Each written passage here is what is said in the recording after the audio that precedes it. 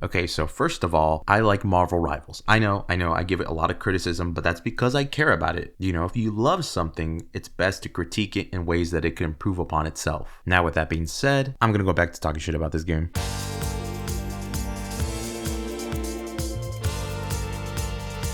So to cut straight to the point, I firmly believe that Netease has a problem with quantity over quality, as well as some examples that may fortify this belief. So without further ado, let's just get on to the first writing on the wall. So a few weeks back in one of the dev blog post videos, one of the developers at Netease had stated that the Mall Rivals PvE Zombies mode, which is a mode that everyone liked, but we clearly saw that that mode has various issues and that it was missing for the PS4 version, which I'll get to later. But the thing that stuck out to me the most was the fact that they said it took them about 6 months to make. Now, I know a lot of people will be like, wow, you know, they took only 6 months to make this is great. But to me, I feel like that's more so a worry than an actual, you know, something to be cheering for, because looking at the bigger picture here, there really was nothing for them to sort of feel the need to rush this mode in 6 months. So this mode came out October, I think October 23rd, and for the sake of making this easy to explain, let's say they made it 6 months before October, right? That would be April of this year. There was absolutely nobody at that point of time talking about the game needing PvE. In fact, I saw a lot of people actively be against including PvE in the game. So the reasoning of, oh, you know, they made it in 6 months because people were complaining about PvE, it's just not true. It's just impossible to be true. Now, when you actually look at the game mode itself, you can clearly tell that, yeah, this was definitely made in 6 months, from balance to, you know, kind of the bare bones nature of it, to even the performance issues that it has. I've seen a lot of people feel conflicted about the mode, saying that, yeah, it's kind of cool, but there's just not enough substance in it. And on the other end, I've seen a lot of people enjoy the mode. I'm under the stance that while I don't enjoy this mode, I do hope this time they do sort of take their time in actually building a fleshed out PvE mode that isn't made in 6 months. I think they've said that they want to build upon the zombies mode, which I guess is better than leaving it as is, but I don't want them to come out with another mode, a different PvE mode, and have it be the same scenario where they just kind of rushed it and put it out there. I do hope that they would take their time. So anyways, moving on from that PvE mode comes my second point of contention. Oh my god. Hello?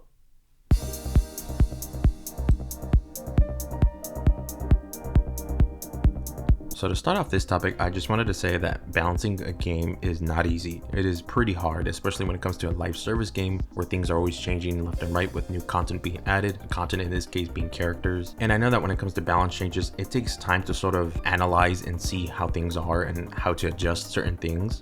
But is there a reason why Hela is still the way she is? Or how Winter Soldier is still the way he is? Is there a reason why Daredevil is still the way he is? For characters like Hela and Winter Soldier, dude, it's been a whole year and they are still pretty freaking problematic. From my understanding, it took a long time to fix Black Panther's hit registration bug. The thing is, that wasn't even a balance change, that was just a bug with the character, and they took ages to fix it. And the worst part is, correct me if I'm wrong because I'm not too familiar with Black Panther, but didn't they give him like a nerf because of that? Because they fixed the bug? Like, no, the bug was there because you guys messed up. Why are you guys punishing Black Panther as a character for finally being in the state he should have been in the first place? And for this other character, Black Widow, I know I've talked about Black Widow for the last few videos, but she also applies to this, where it's like, we're a year in and like, why is she still shit? Like, I get it, if they are planning to rework her, I get that takes time. But like, y'all can't give Black Widow like a semi-rework? After all, we are getting new heroes left and right every month. Like, how can we get 2 heroes a season, but we can't get a slight like semi-rework adjustment to Black Widow? That just doesn't click with me. And for characters that are just extremely busted and very powerful, that simply just need a tone down on numbers, why does that take so long? Why hasn't Daredevil received any number adjustments? Like, the guy has been out for 2 to 3 months already and he's still crazy. This also applies to heroes that really need help. Like, I understand a character like Johnny was busted, so everybody kind of has him in timeout, but at the moment he's just bad. Like, here you have Netease neglecting certain aspects that need to be changed that can be changed fairly easy with number adjustments, yet they haven't done that. But at the same time, what they have done is take the sweetest of time to really go in there and change the way the thing's numbers work. And the kicker here is that the thing is actually worse now than he was before. So it's like, what in God's green earth are Netease doing? And look, I understand some people are going to be like, well, balance takes time.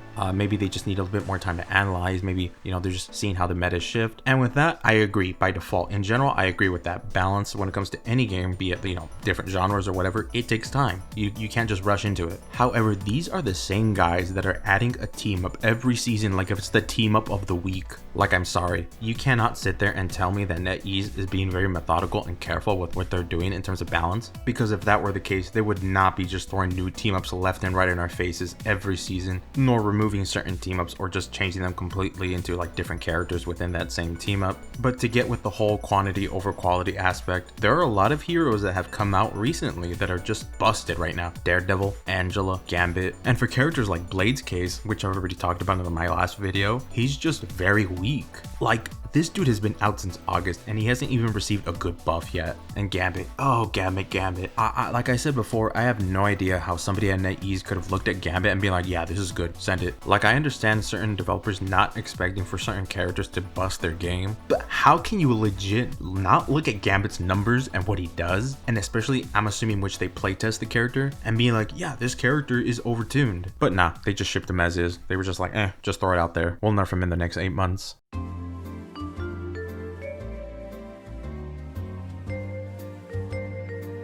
Oh yeah, this looks neat. You see, this is a skin she kind of looks familiar. Yo, she kind of looks familiar. I don't know. Anyways, no, yeah, this is a pretty decent skin.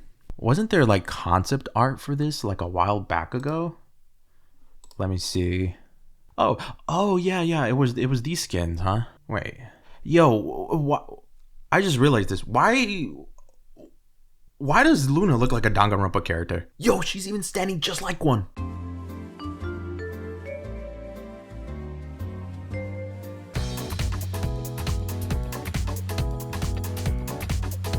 We gotta talk about the PlayStation 4 version of Marvel Rivals. We just have to.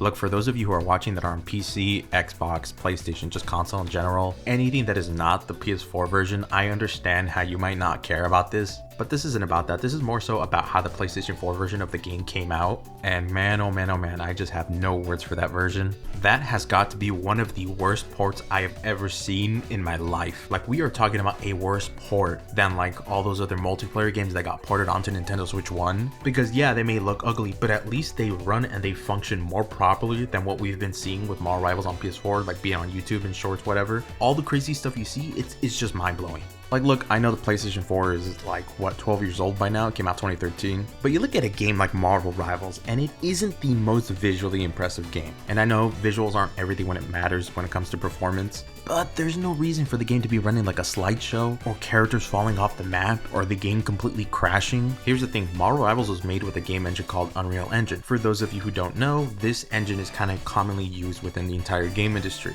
Examples of games that use this engine are like Tekken 8, Clair Obscur Expedition 33, Arc Raiders, and like tons of other games that I could just keep going on and on. Now, not to make this a little bit too specific and nerdy, because I'm sure a lot of you don't care, but not to leave out details, Marvel Rivals uses Unreal Engine version 5 or Unreal Engine 5. And amongst nerds and just people who are like sort of more into the gaming industry as a whole, it's kind of known that this engine is very inconsistent. A lot of problems with frame pacing and just stuttering in general, which I'm sure has affected the PS4 version of Marvel Rivals in some way. But come on, not to the extent with how the game currently is on that platform. That's just way too much. It just simply is a lack of optimization, and that's not to say, I'm not saying that NetEase lacks any optimization skills. I mean, they could, but who knows? It could just be another situation, especially based on their track record, that this port was also rushed. It's almost like they just didn't care how the product came out and just wanted to put it out there just so more people can download the game, which, I mean, I don't blame them when it comes to downloading the game, but you still have to put a presentable